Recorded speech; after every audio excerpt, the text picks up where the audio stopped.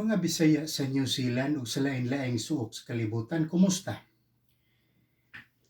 Niya kita karon sa Free FM 89.0 Community Radio sa Dakbayan sa Hamilton ug kini masundan usab ninyo sa podcast ug madungog sa lain-laing suok sa kalibutan, dili lang din sa New Zealand.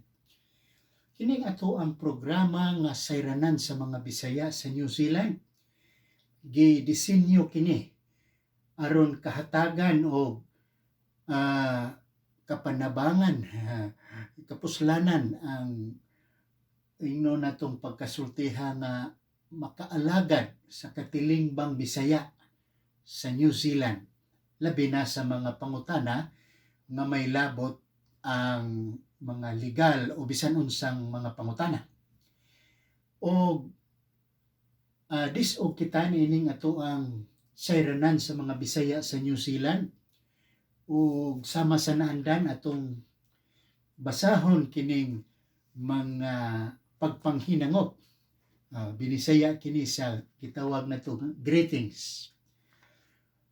Mayong pagpaminaw ni Nika Bascon nga nagsunod dito sa ato ang YouTube, ni Ma'am Hilda Villar usab nga usa ka magtutudlo nga matinud-anon sa iyahang tahas nga gikan sa karaang panahon hangtod karon nagtudlo gihapon. Maayong pagpaminaw usab sa banay nga bus diha sa Minglanilla nila ni Mary Lynch, ni Donnie, ni Lyndon ug ni Johan. Usab sa banay ni Santiago Tungko ug sa iyang mga gwapo o gwapa nga anak nga naa mahiluna sa Simatin area nila ni Hannah, Hayden o Harold nga gitawag og King. O best wishes nila ni Ponciano Onde o ni Annalyn Puloyapoy alang sa ilang umaabot nga panaghigtanay sa gugma. Nining umaabot nga mga panahon, higtan ang ilang gugma. Bukutan sila sa habol sa paghigugma. Mayo na. O doon na usab kita din mensahe gikan ni Jess. Matod pa niya, salamat sa imong pagtubag sa akong pangutana last week, attorney. Matulun-anon og makalingaw ang imuhang tubag og puno sa kinaatman. Nagkasalamat nimo Jess sa imuhang padayon nga pagsalig o pagnunot nining ato ang Sibya nga Binisaya. Talagsaon kini nga ang pinulungang Binisaya adto mapasiatab sa laing nasod. Apan ato ning sustinihan, di ta ni sibugan. Suklan taning daghang mga pagsulay sa laing nasod o padayon gihapon ang atong pagkabinisaya bisag matag adlaw matag takna kita magulo in English, pero nining higayon na magbinisaya gid kita bisag ipadangat pa nato in English ato kining hubaron na sibog kita ngadto sa pangutana. Kining programa nato pangutana kini og tubag busa ayaw mo kahibong ug ayaw pagpanuko sa pagpasupot sa inyong mga pangutana dinhi sa ato ang programa. Karon, ang pangutana gikan kini ni Irina, matud pa niya. Nagkinahanglan ba nga dunay damage aron mapanubag ang usa ka health practitioner, attorney? Matud pa ni Irina, nagkinahanglan ba nga dunay damage? Kining damage og sa Binisaya pa kini maingon-ingon nato kini pagkasulti nga kadaot na gitawag kini sila og danyos. Na Irina, depende kini sa kaso nga imong ipasaka o isangat batok sa usa ka health practitioner. Kining health practitioner 22 ni sila ka klase din sa New Zealand. Usa na niini ang mananambal kining gitawag og surgeon or physician na usa sa 22 ka hutong nga gitawag nga nato health practitioner or mga mananambal. Depende kini sa kaso nga imong ipasangat, Irina, Kung ang kaso nga imong ipasangat mao ang negligence case, gikinahanglan gayod nga dunay danyos aron mapanubag nimo ang usa ka health practitioner. Ang danyos kinahanglan dako, dili gamay. Kay kung gamay lamang ang danyos, garas lamang or mga bunog-bunog lamang, dili kasod ang negligence case sa gitawag nato nga de minimis principle. Ang de minimis principle, di manggilabot ang hukmanan sa mga ginagmayng butang. No? Apan, kung ang imong ipasabot sa imong pangutana mao ang professional discipline o pagdisiplina sa iyahang pangatungdanan isip profesional, wa magkinahanglan nga dunay damage. Kung kasong negligence, kinahanglan dunay damage. O kinahanglan ang damage dako-dako. O kaso nga professional discipline, wa magkinahanglan nga dunay danyos or kadaot. A wrong choice of procedure is sufficient. Buti pasabot nga sa pagbuhat lamang sa sayop nga pamaagi sa sama ni anang gigunting ang unsa diha niya nagaras ka or unsa na dili to negligence case, pero masod ang professional discipline bisan og walay danyos. Wa magkinahanglan og danyos kung ang kaso ngadto sa Health Practitioners Disciplinary Tribunal. Mao kanang akong tubag, Irena, og adto kitas pangutana ni Natalie. Matud pa ni Natalie, sa wala pa magsugod ang trabaho, kipahibaw ako nga gi-withdraw nila ang posisyon. Maayo ba nga mga apply na lang kog laing trabaho, attorney? Kining imong pangutana personal kini, Natalie. Ang ako lang buot ni ining sabton nga kung ikaw pa magsugod og trabaho, isipon ka ba nga trabahante? Mao nay dakong pangutana diha sa imong pangutana. O ikaduha ni ana, kay wa pa man magsugod ang trabaho sa ato pa nalatid ka na nga magsugod og trabaho. Sa akong pagsabot, nag-uyunay na kamo sa kasabutan pinaagi sa employment contract. Na sa panahon nga ang kontrata gipirmahan na, gi-offeran ka nga maunang posisyon na, maunang item, unya gibakwi lang nila ang posisyon. Adtong higayon na bisag wa ka pa makasugod sa trabaho, isipon ka na, isip empleyado. O kay isipon ka man, isip empleyado, muandar na ang kontrata. Sa to pa ang kontrata, aduna na iyang kaugalingong kinabuhi. Unsa may bote pasabot niya na, nga pwede ka nang makapasaka kaso dito sa Employment Relations Authority for unjustified dismissal. Nga wala pa man makasugod og trabaho. Sakto, nga wala pa magsugod og trabaho, apan minglapas na sa kasabutan. Giisip ka na sa balaod, isip trabahante or employee. So doon na kanay katungod dito sa pagpasakag unjustified dismissal sa Employment Relations Authority. Apan dili ka na mo imong pangutana. Ang imong pangutana mo kung maayo ba nga mga apply na lang kog laing trabaho. Sa akong gikaingon, personal ka na o usa ka na sa maayong option or kapilian kung ugaling ang kontrata dili na gyud mahinabong mabalik. Kay doon na may kitawag sa balaod sa kontrata nga frustrations. Ang frustrations mao kanang dunay kapakyas sa kontrata.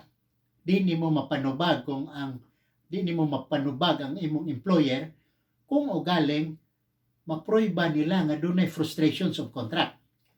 Sama ni anang ang imuhang trabaho machine operator, no? Gi-hire ka na. Apan ang machine o katong mga makina nga imuhang drivean or unsa diha imong galawion sa trabaho, gi-order unya ang gisakay dito og barko ug ang barko naunlo diha sa Laos Pacifico or asa mang laod. Ha? So niya nang higayuna wala nay machine nga imuhang maniobrahon, imong dad-on sa pantrabaho. So adunay katungod ang employer sa pagsibog sa kadtong gi-offer nila or kadtong kontrata nga inyong gipirmahan gumikan kay na frustrated ang kontrata. Usa kini ka balido nga pag-atras sa kontrata. Bisan pa nga ang kontrata buhi na, doon na kaugalingong kinabuhi. Once a contract is signed, the contract has a life of its own. Muna timan But, kay kaso man lagi kini nga unjustified dismissal, ang katarungan lang sa employer mao nga ma-justify niya, mabangila niya pangatarungan nganong ma-dismiss ang employment. Usa niini mao nga ang kontrata lagi is frustrated. So kung mag-apply kag trabaho maayo na, apan kung naghupot ikaw sa work visa, kinahanglan nga imo lamang applyan una og variations ang imong work visa aron ka adunay katungod, aron legal ang imong pagpang-apply sa laing trabahoan, no? Kung ugaling ang imong visa work visa man, ay dito sa work visa ni pilit mangunangan sa employer. So diyan higayon nag variations kay nawa na ang employer imo tong tangtangon pataptan to nimo lain nga visa ang imong passport nga gikan sa lain nga employer. Hinaot ko natali nga kining butanga tinaw sa imuhang imahinasyon. Og doon na pa'y nahabilin, naglimin nga katahap ay ipabuhagay na din ato ng tuhog-tuhogon tanan. Daghang salamat. Adto tas pangutana ni Patricia. Matud pa ni Patricia, is the Bible the Word of God? Kini pangutanaha makalingaw kini. Wa kini pagkaputol nga taas nga katuigan mga pangutanang ingon ini di gini mahanaw ba. Pangutana kini nga way pagkatunas. Patricia, gawas nun ikaw sa imong pagtuo mga butang politikanhon or espirituhanon. Aduna ka ng mga butang nga gitawag legal protection or kanang legal protection gidat-all kana dito sa freedom of religion, kaya ning pag-exercise, pahigayon sa imong gituhuan, apan ining giingon nato nga kagawasan, gawas nun ikaw sa pagtuo kung kana pulong ba sa Dios o dili na maoy tubag sa imong pangutana. Ang imong pangutana nag-ingon kung ang Biblia ba pulong ba sa Dios. Na di ko kalikay ni ining pangutana, tubagon ko kini isip abogado kay imo man ning gipangutana og abogado. Mayon ta ning pangutana hag adto nimo ipangutana sa pare kay tubagon po kanilang pinare or adto na pastor kay tubagon ka usab og pinastor. Apan kay kining butanga gipangutana man og abogado, wa gyud koy laing mahimo, tubagon ta lang usab kas inabogado nga pamaagi. Kining pulong nga Biblia pulong ba sa Dios? Isip usa ka abogado, dili gid nato malikayan nga hilmo nato ang nasulat diha sa Biblia aron makakita tag mga basihanan sa atong tubag. Mangahoy kita ba katarungan dihang dapita. Og unsa may nasulti diha, kanang Biblia ako mapud kanang nabasa dugay-dugay na nahurot ko ginagbasa ikan sa unang pahina ngadto sa katapusang pahina. Ang nasulti diha, Patricia, mao nga kanunay nga nag-ingon nga ang Dios nag-ingon. Ngadto sa ubang kapitulo nag-ingon nga ang Dios nag-ingon. Kini sa mga prinsipyo sa abogasiya gitawag kana siya og hearsay rule ang hearsay rule, Patricia, kadtong butang nga imong nadunggan, imo sang gisulti. No? Kung imo na siyang gamiton isip pamatuod dito sa hukmanan, dili na siya bugat nga basihanan aron mulig-on ang imong kaso. Nga naman, kay hearsay man kanang butanga. Unsa may bot pasabot kung hearsay? Ang hearsay, buti pasabot nga gikan sa nakadungog o ang nakadungog nagsulti. Ug katong gisultihan nanulti usab. Ha? Kay diha sa Biblia nag-ingon man nga ang Dios nag-ingon, nagpasabot ka na nga dili ka makaingon nga ang Dios nag-ingon niya na. Kung dili, dunay nag-ingon nga nag-ingon ang Dios. Sa ato pa, kadtong nag-ingon nga nag-ingon ang Dios, mo'y nag-ingon ato. Dili ang Dios. No? Ingon kag ang Biblia pulong ba Dios? Isip abogado ang akong tubag, dili. Kay doon na may nag-ingon nga ang Dios mo'y nag-ingon. O kadtong nag-ingon mo'y nag-ingon nga ang Dios nag-ingon, dili ang Dios mo'y nag-ingon kundi kadtong nag-ingon. Ha? Na salamat nining pangutana, Patricia, og hinaot ko nga makaalinggat ka sa lunsay nga pangatarungan. Daghang salamat o ipasupot gihapon ang lain-lain nimong katahap sa panglantaw sa kinabuhi o sa imong pagtuo. At ato nang ayagon dinhi og mahimo. Isog ta dito sa lain na usab nga pagpanukot gikan kini ni Robert. Si Robert atong usang semana nangutana kining pangutana mura kini og follow-up question. Matud pa niya, asa man gyud ibase ang personal grievance dito sa employment court, attorney? Robert, ang akong giingon nimo dili ngadto sa employment court isalingit ang imong mga reklamo, argabyo ug uban pang asunto, no? Kundili adto kini manukad sa Employment Relations Authority. Kung mulukso ka ba adto ka mo adto imong gamiton ditong springboard ba na adto ka mo lukso dito na adto ka manukad sa Employment Relations Authority, dili lahos dito sa Employment Court. Na ang grievance, ang personal grievance dinhi sa New Zealand gibase lamang sa duha. Tulo ka na, pero kanang ikatulo kuli ka nang mahinabo. So duha lamang. Una gitawag na to og dili makatarungan ng pagtangtang nimo. So gitawag ka na siya unjustified dismissal. Og ang ikaduha mao ang unjustifiably disadvantaged. Nakuhalan ka sa pagpantrabaho.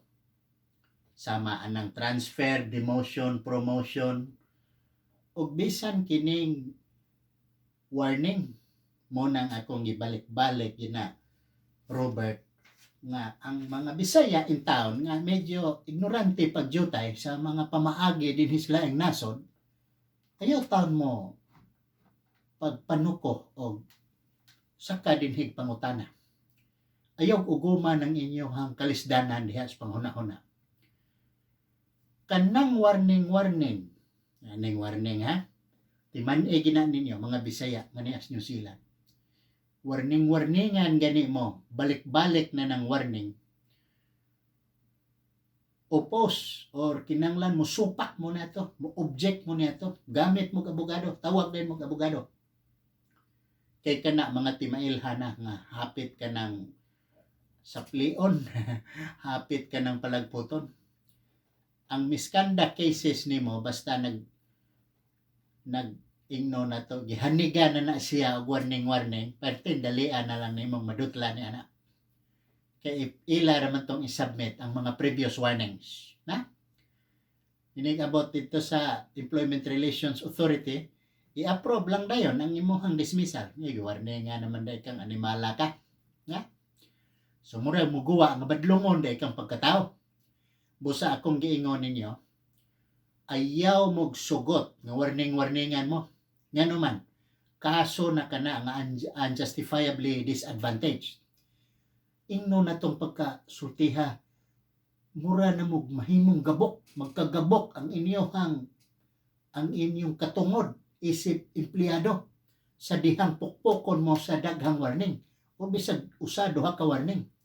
Busa ayaw magsugot nga sigihan mo warning gumikan kay kini musangpot na dito sa usa ka kaso nga unjustifiably disadvantaged. So kinahanglan alisto mo na igmat mo nga makamatikod nga ayaw mo upoy-upoy lang og warningan mo sa kadayon dinhi nga ato dayon ang supakon ug unha nato silang pasaka og kaso nga disadvantage kay magupok unya mo nganong terminate man ko diretso na-terminate ka diretso tungod kay ang warning nakapagabok to sa imuhang standing as empleyado.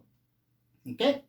So diha Robert, hinaot ko nga nakaamgo ikaw o ning sod na sa imuhang mga galamhan nga o mayo nga imo ginampong timan-an.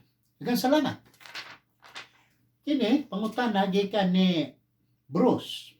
Matud pa niya, kitagaan ko og mga buluhaton.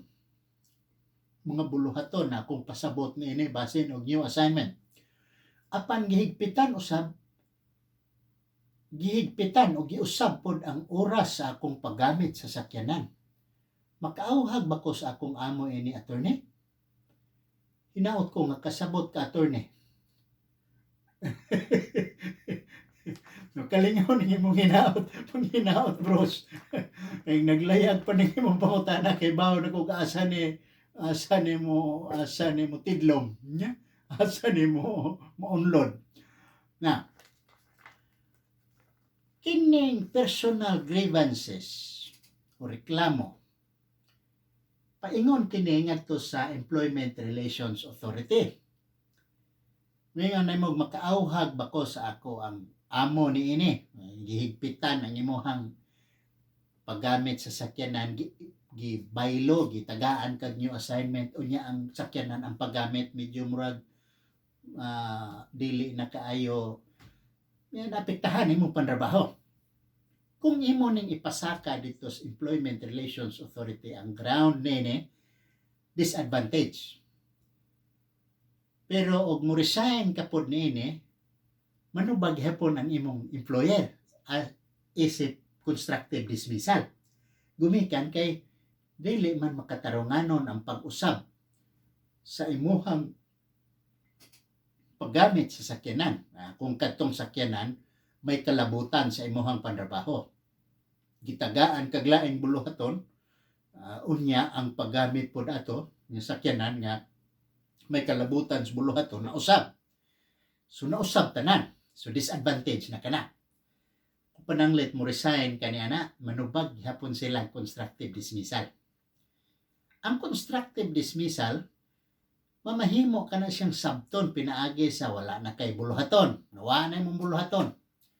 Diha na constructive dismissal. Mahimo sad ka na nga nakalapas sila sa kontrato. Gitawag na to og kana ba kitawag na to employer's duty ba nga ilahang katungod ay ilahang obligasyon diha nimo sama sa pagpagamit nimo sa mga ekipo ug kahimanan nga may labot sa imong trabaho sama ng sakyanan. Sa laing paagi kung ang sakyanan nga imong gi-drivean gilisda nila ang manobela og ingong kagamay stamp tax lisod ka nang maniobra mahimo gyapon ka ng kaso nga disadvantage. Nagasalamat Ross o hinaot ko nga kini adunay lamdag diha sa imuhang gipangitang kahayag. Ari kita sa di pa matapos ang atong panahon, ari kita sa pangutana ni Mati. Attorney, ang akong anak nag-eskwela sa Wellington High School. Nangutana siya nako kung nganong gisalikway man si Cordelia ni King Lear.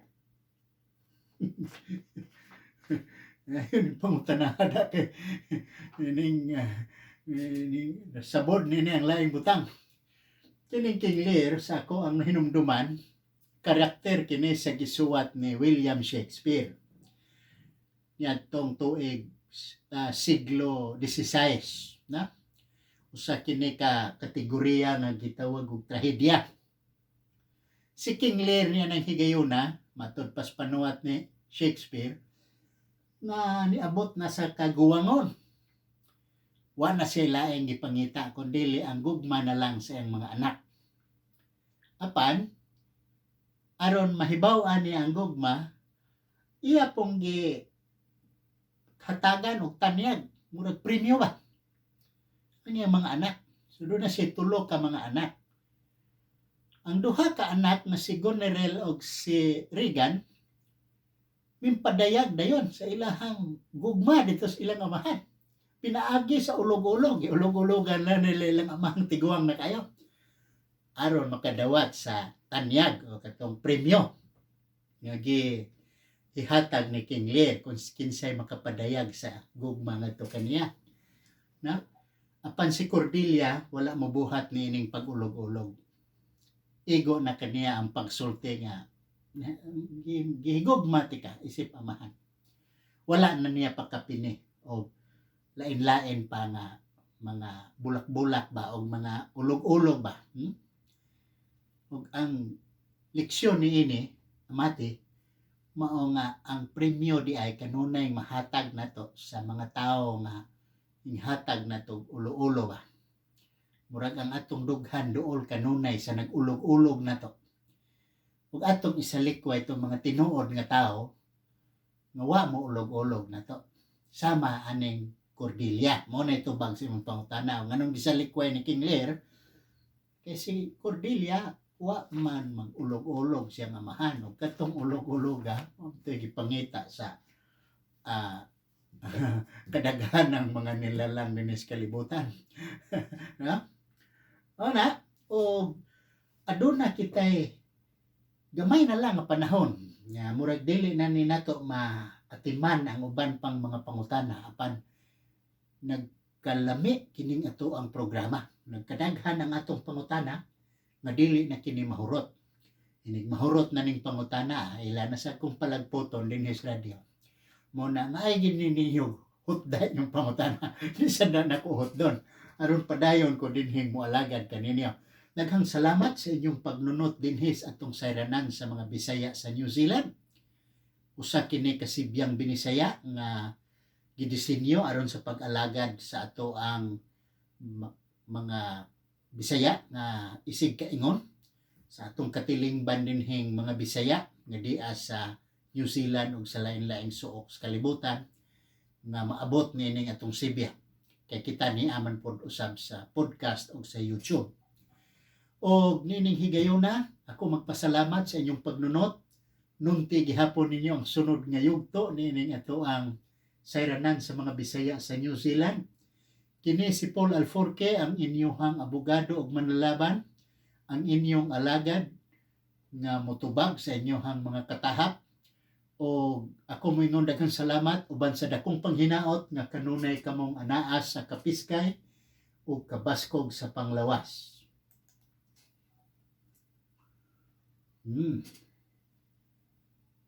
Human.